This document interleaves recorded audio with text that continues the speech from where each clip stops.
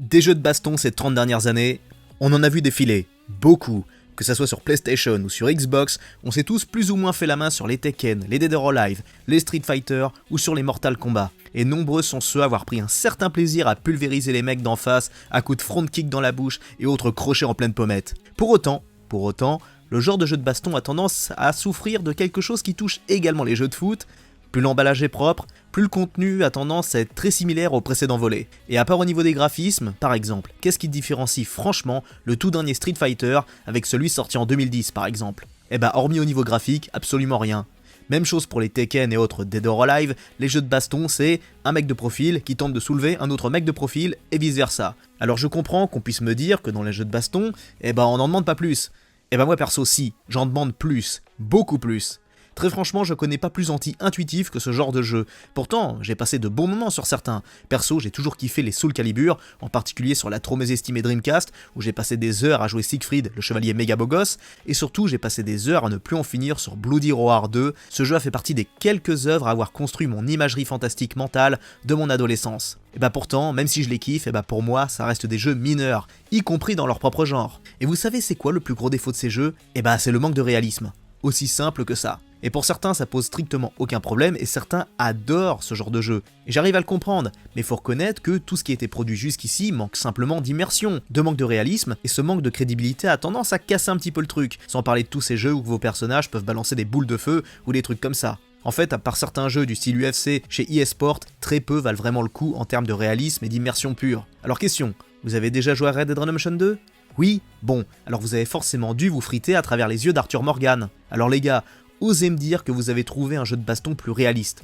Franchement. Red Dead Redemption 2 c'est déjà le meilleur jeu de cowboy de l'histoire, c'est aussi un des meilleurs jeux d'action-aventure et c'est sans doute l'un des plus beaux jeux dans le registre de l'exploration. Mais avant tout, pour moi, ça reste le meilleur jeu de baston et de très loin par rapport aux autres. Mais pour être encore plus précis, je dirais que Red Dead Redemption 2 c'est le meilleur jeu de baston de rue de tous les temps. Le jeu est sorti fin 2018 et encore aujourd'hui on n'a pas eu d'équivalent à la matière, alors ça va, remballez vos Tekken, vos Mortal Kombat et même tous vos jeux d'action-aventure du style de The Witcher, Assassin's Creed ou des trucs comme ça, je les inclus dans le lot parce que même si c'est des jeux larges au point de vue du gameplay, la baston reste quand même dans le centre de l'histoire. Après on a toujours des The Last of Us qui sortent un peu du lot, surtout le 2, c'est des jeux qui se défendent très bien au niveau baston, au niveau réalisme et au niveau du spectaculaire. Mais je trouve qu'on reste encore très loin du style de Red Dead 2, beaucoup moins nerveux, oui, mais tout aussi immersif et surtout encore plus crédible. Pour moi Red Dead 2 c'est un quasi-simulateur de baston de rue, une simulation dans une autre simulation. Alors ok, vous ferez pas des trucs à la Jean-Claude Van Damme ou des trucs à la The Raid, faut pas déconner. Par contre pour mettre des gros pains de cow-boy qui font bien mal et qui vous rapprocheront au maximum de la réalité, vous ne trouverez aucun équivalent sur le marché du jeu vidéo.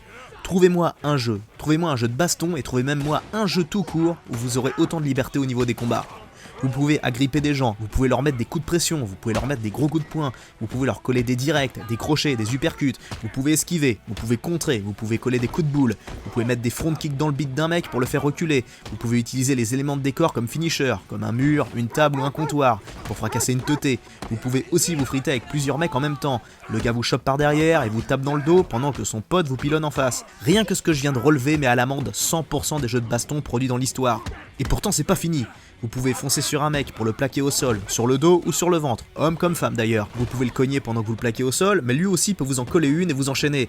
Dans la foulée, l'histoire peut très bien se finir en empoignade et en lutte, une lutte qui finira avec un chaos technique ou avec un étranglement. Et pour ça, on sent qu'Arthur Morgan a du savoir-faire. Il peut étrangler au sol ou vous étrangler debout. Mais attendez, c'est pas tout. Là, je vous ai montré tout ça à la 3e personne. Mais le jeu vous propose une vue à la 1re personne, en vue FPS. Et même encore aujourd'hui, je trouve ça complètement dingue au niveau du réalisme et de l'immersion. Là, on entre dans le jeu de baston ultime, on a à 2 doigts de la réalité alternative. Soyez honnêtes, regardez-moi ça, regardez les coups de poing que j'envoie, ceux que je reçois en pleine bouche, regardez comment je pars ses coups, regardez comment il part les miens, regardez comment il se fait mal en tapant dans mes avant-bras.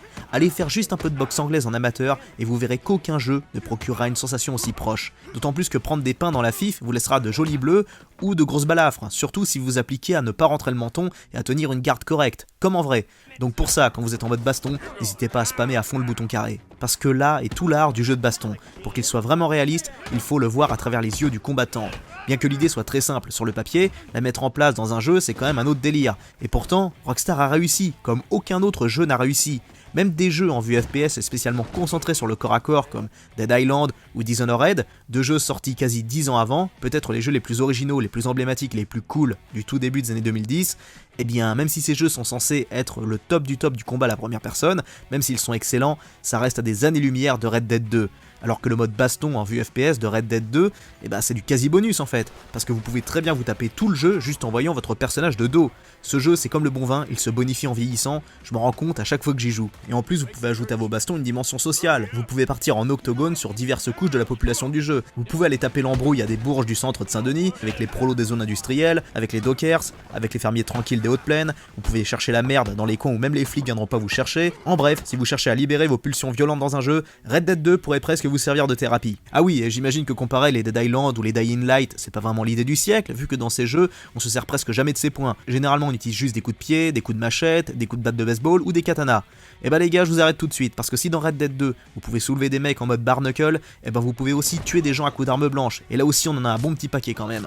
Couteau de chasse, couteau de lancer, tomahawk, hache de viking, sabre de pirate ou à coups de machette, là aussi vous avez de quoi vous amuser, et là aussi vous avez moyen de pratiquer quelques skills quand vous utilisez ces trucs là, et en vue FPS c'est tout aussi propre. Alors, toujours pas convaincu que Red Dead Redemption 2 est la meilleure simulation de baston de rue?